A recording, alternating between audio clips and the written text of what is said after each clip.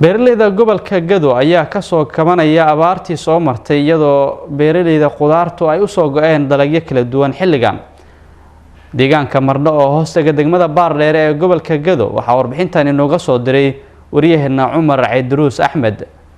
waa deegaan istiraatiiji ah aan ku anfalashada beeraha iyo dhaqashada xoolaha iyadoo loo iibgeeyo dalagyada ka soo baxa beeraha deegaanka Mardho qaar ka mid ah gobolada dalka Soomaaliya degmooyinka gobolka Gado iyo sidoo kale wadamada dariska sida Kenya iyo Ethiopia si aan faahfaahin dheeraad uga ogaano deegaanka iyo sidoo kale wax soo saarkiisa waxaan booqasho saacado qaatay ku tagay qaar ka mid ah beeraha deegaanka oo xilligaasi ay ku jireen shaqaalaha iyo sidoo kale mas'uuliyiinta beeraha waxaan ka wareystay wax soo saarka deegaanka iyo sidoo kale sida uu yahay suuqa dalagyada ka soo baxa beeraha deegaanka Mardho Cumar Aweys Xaaji Cabdullaahi oo ah milkiilaha beertan aad ku weyn ayaan ka wareystay waxyaabaha ka soo baxa beertan iyo halka ay u iibgeeyaan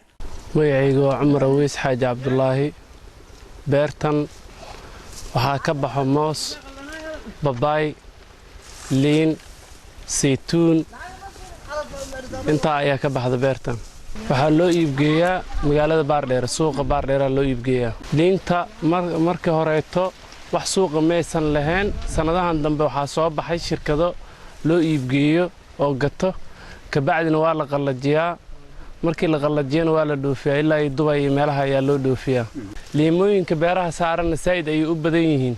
oo hadda beertan oo kale 900 oo geedo liinaha ku taal dadka Soomaaliyeed ee daawanaya waxaan u baaqayaa soo dhaweyn iyo hambalyo dalkoodana inuu nabad yahay in la beerto beeraha sidoo kale waxaan ka wareystay xaaladda beeraleyda Barre Aadan Guure oo dhankiisa iga warbixiyay beertan iyo waxyaabaha ka baxa isagoona baaq u diray dadka ku maqan qurbaha in dalkoodu ammaan yahay isla markaana ay beertaan dalkooda hooyo maantana u baahan yahay tabcasho ballaaran beertan waxaa ka baxo babay moos galley yaa ku yaalo waxaan geynaa magaalada Baardheere marka suuq ma leedahay qudaarta suuqeeda adigu ka dhac ka deg waaya mar waa la helaa mar aadu Ilaahay ku roon yahay marba waasi galleyda markay baxdo waa la shafahayaa tobba la galiyaa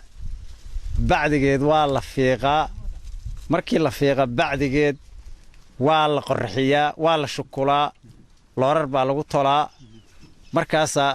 suuqa loo qaadaa ninkii rabo uu cunhayaa oo dhigan ninka kale suuqu u qaadan oo wixii macnaha rinjigiisu ka weydiisan Cumar Ciidruus Axmed warbaahinta qaranka deegaanka Mardho